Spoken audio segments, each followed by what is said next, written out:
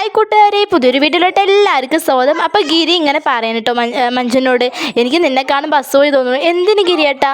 അല്ല നീ ഒരു എന്ത് നല്ലവളായിട്ടാണ് നീ മഹിമനെ വളർത്തിയിരിക്കണേ. എനിക്ക് അതുപോലെ ഒരു ചേട്ടനെ പോലെ എനിക്ക് സ്വപ്നനെ വളർത്താൻ പറ്റിയില്ല. സ്വപ്ന ഞാൻ പറയണതൊന്നും കേൾക്കുന്നില്ല. പക്ഷെ മഹിമയുണ്ടല്ലോ, നീ പറയണത് അപ്പുറം കടക്കില്ല. അവൾക്കൊരു ലക്ഷ്യമുണ്ട്. അവൾക്ക് എന്താണ് തെറ്റ് ഏതാണ് ശരി എന്നൊക്കെ അവൾക്ക് അറിയും.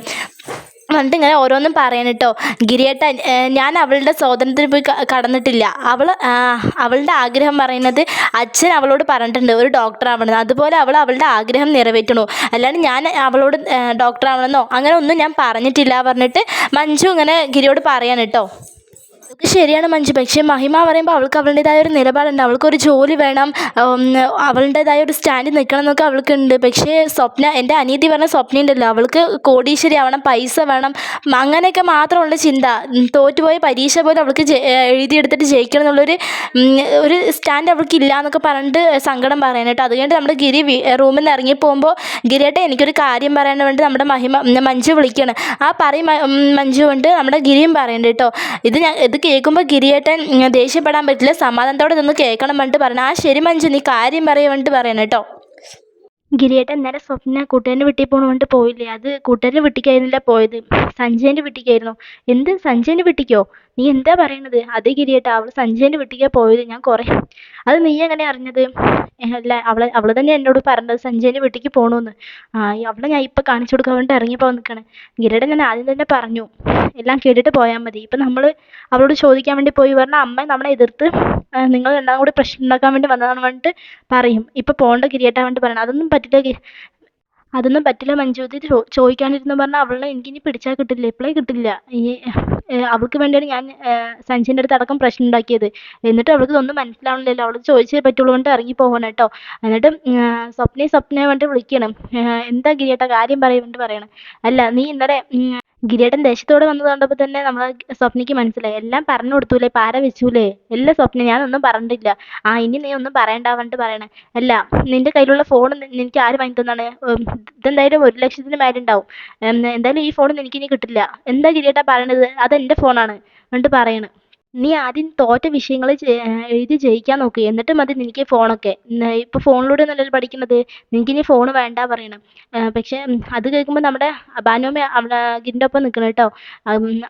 അല്ലെങ്കിൽ സാധാരണ സ്വപ്നൻ്റെ ഒപ്പമൊക്കെയാണ് നിൽക്കാറ്. പക്ഷേ ഇപ്രാവശ്യം ഗിരി പറയണൊക്കെയാണ് കേൾക്കുന്നത്. ഗിരി എൻ്റെ അമ്മയോടും പറയുന്നുണ്ട്, അമ്മ ഇനി ഇതിൽ കൂടുതൽ ഒന്നും പറയാൻ നിൽക്കണ്ട, എനിക്ക് അവളെ നന്നാക്കണം അങ്ങനെയൊക്കെ ഗിരി പറയണം കേട്ടോ.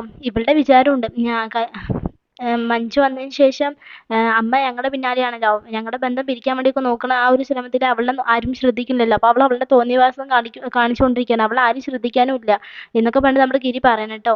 എന്നിട്ട് നിനക്ക് ഇനി ഫോൺ കിട്ടില്ല പറഞ്ഞിട്ട് വാങ്ങിയിട്ട് പോകണം. അത് കഴിഞ്ഞിട്ട് പിന്നെ സ്വപ്നം ആലോചിക്കണം, സഞ്ജയിൻ്റെ ഫോട്ടോസൊക്കെ അതിലല്ലേ, എങ്ങനെയെങ്കിലും ഗിരിയേട്ടൻ കണ്ടു പറയാൻ തീർന്നു, ഇനി ഒന്നും ചെയ്യാൻ പറ്റില്ല പറഞ്ഞിട്ട് ഇങ്ങനെ ടെൻഷൻ അടിച്ച് നിൽക്കുകയാണ് കേട്ടോ. എന്നിട്ട് പിന്നെ ആൾ അങ്ങോട്ട് ദേഷ്യപ്പെട്ടിട്ട് ഇനി ഒന്നും ചെയ്യാൻ പറ്റില്ല, ഫോൺ കിട്ടാണ്ട് ഒരു രക്ഷയില്ലല്ലോ. ദേഷ്യപ്പെട്ടിരിക്കുമ്പോൾ നമ്മുടെ മഞ്ജു അവളുടെ അടുത്തേക്ക് പോവാണ്.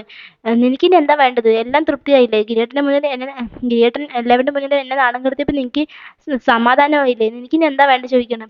ഞാൻ മനഃപൂർവ്വമല്ല സ്വപ്നം, നിന്റെ നല്ലതിന് വേണ്ടി ഞാൻ ചെയ്തത്. ഞാൻ വിചാരിച്ചു നീ കുറച്ച് കഴിഞ്ഞു പറഞ്ഞാൽ ശരിയാവും, നിന്റെ പ്രശ്നങ്ങളൊക്കെ തീരും, നീ ആ ഒരു തെറ്റായ വഴിക്കൊന്നും പോവില്ല എന്നൊക്കെ വിചാരിച്ചു. പക്ഷെ നീ ആ തെറ്റായ വഴിക്ക് തന്നെയാണ് പിന്നെയും പോകണമെന്ന് മനസ്സിലായപ്പോൾ എനിക്ക് പറയാണ്ടിരിക്കാൻ പറ്റില്ല. അതുകൊണ്ട് ഞാൻ പറഞ്ഞതാണ്. മതി മതി മഞ്ജു, ഇനി നീ ഒന്നും പറയണ്ട. ഇപ്പോൾ എൻ്റെ ശത്രുവായിരുന്നു നീ, പക്ഷേ ഇപ്പോൾ അതിനേക്കാളും ശത്രുവായിരിക്കുന്നു. എന്തായാലും ഞാനൊരു കോടീശ്വരി ആവുമ്പോൾ ആദ്യം ഈ കുടുംബത്തിനെയും പിന്നെ നിന്നെയും ഗിരിയേട്ടൻ ഞാൻ എന്തായാലും വെറുതെ വിടില്ല എന്നൊക്കെ പറഞ്ഞിട്ട് ഭീഷണിപ്പെടുത്തിയിട്ട് പോവാണ് കേട്ടോ. മഞ്ജുനത് കേൾക്കുമ്പോൾ വിഷമമുണ്ട്. കാരണം എത്ര പറഞ്ഞിട്ടും സ്വപ്നയ്ക്ക് അത് മനസ്സിലാവണില്ല. അവൾ ഇനിയും ഒരു വലിയൊരു കുഴിക്കാണ് ചാടാൻ പോണെന്ന് സ്വപ്നയ്ക്ക് നന്നായിട്ട് അറിയാം, കുഴിക്കാണ് ചാടാൻ പോണെന്ന്. എന്നിട്ടും അവൾ അതിൽ തന്നെ നിൽക്കുമ്പോൾ അവൾക്ക് പണം എന്നുള്ളൊരു വിചാരം മാത്രമേ ഉള്ളൂ. അതിന് വേണ്ടി ഏത് വഴി കൂടെ വേണമെങ്കിൽ പോകുന്ന എല്ലാവർക്കും മനസ്സിലായി കേട്ടോ.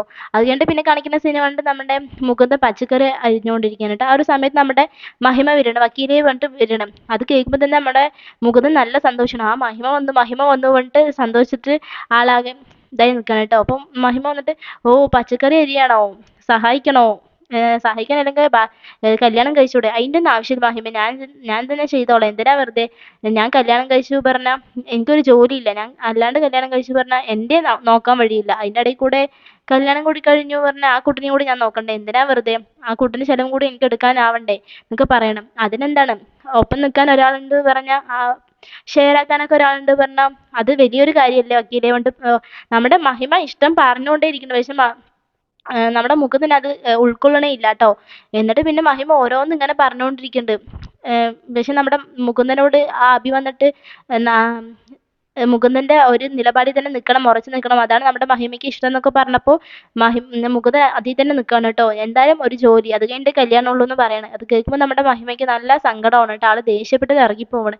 പക്ഷെ നമ്മുടെ മുകുന്ദൻ്റെ മനസ്സിൽ എന്താണ്, ആ മഹിമയ്ക്ക് എന്തായാലും സന്തോഷമായി, അതുകൊണ്ടാണ് അവൾ അങ്ങനെ പോയതെന്നൊക്കെയാണ് ആളുടെ മനസ്സിൽ കേട്ടോ. എന്തായാലും അവർ തെറ്റാനുള്ള ഒരു വഴിയൊക്കെ ഉണ്ട് കേട്ടോ. അത് കഴിഞ്ഞിട്ട് പിന്നെ കാണിക്കുന്ന സീൻ കൊണ്ട് നമ്മുടെ മഞ്ജുവിൻ്റെ അടുത്തേക്ക്, മഞ്ജു പോലീസ് സ്റ്റേഷനിലാണ് കേട്ടോ. അങ്ങോട്ട് ശാലിനി വരികയാണ്. ശാലിനി വന്നിട്ട് എനിക്ക് നിന്നോട് കാര്യം പറഞ്ഞു. നീ പറഞ്ഞു. അപ്പോൾ അവിടെ വേറൊരു പോലീസ് ഉണ്ടാവും കേട്ടോ. ഇയാളോട് പോകാൻ പറഞ്ഞിട്ട് പറയണ്. ഞാൻ പോയിക്കോളാം പറഞ്ഞിട്ട് അയാൾ ഇറങ്ങി പോവാണ് കേട്ടോ. അതുകൊണ്ട് എന്താ എനിക്ക് പറയാനുള്ളത് പറയും, എനിക്ക് കുറച്ച് പണിയുണ്ട്. അല്ല, എനിക്കെന്തായാലും ഗിരിനെ കിട്ടില്ല എന്ന് എനിക്ക് മനസ്സിലായി. അതെന്തായാലും നല്ലത് എന്നിട്ട് നമ്മുടെ മഞ്ജു പറയണ്. അപ്പോൾ എന്തായാലും ഞാൻ നിങ്ങളെ ജീവിക്കാൻ സമ്മതിക്കില്ല. എനിക്ക് ഇപ്പം അയാളോട് ആ ഒരു ഇഷ്ടമോ ഒന്നുമില്ല, വെറുപ്പ് മാത്രമേ ഉള്ളൂ. ഇപ്പോഴെങ്കിലും എനിക്ക് മനസ്സിലായല്ലോ. എന്തായാലും നിനക്ക് കിട്ടില്ല എന്നൊക്കെ പറഞ്ഞിട്ട് നമ്മുടെ മഞ്ജുവും പറയണ്ട. മഞ്ജു വിട്ടുകൊടുക്കണമെന്നില്ല, അവൾ പറയുന്നതിനെതിരായിട്ട് നന്നായി പറയണ്ട കേട്ടോ. എന്തായാലും നിന്നെ ഗിരിനെയും കൂടി ഞാൻ മനസ്സമാധാനത്തോടെ ജീവിക്കാൻ എന്തായാലും ഞാൻ സമ്മതിക്കില്ല എന്നൊക്കെ പറയണം. നീ എന്തോ ചെയ്തോ, എനിക്ക് ഒരു കുഴപ്പമില്ല പറഞ്ഞിട്ട് നമ്മുടെ അങ്ങനെ ഒരു പുച്ഛഭാവത്തിൽ നമ്മുടെ മഞ്ജു നിൽക്കുകയാണ് കേട്ടോ. അപ്പോൾ ഇന്നത്തെ എപ്പിസോഡ് ഇതൊക്കെ ആയിരിക്കും. വീഡിയോ ഇഷ്ടമായി ലൈക്ക് ചെയ്യുക, ഷെയർ, സബ്സ്ക്രൈബ് ചെയ്യുക. Thanks for watching.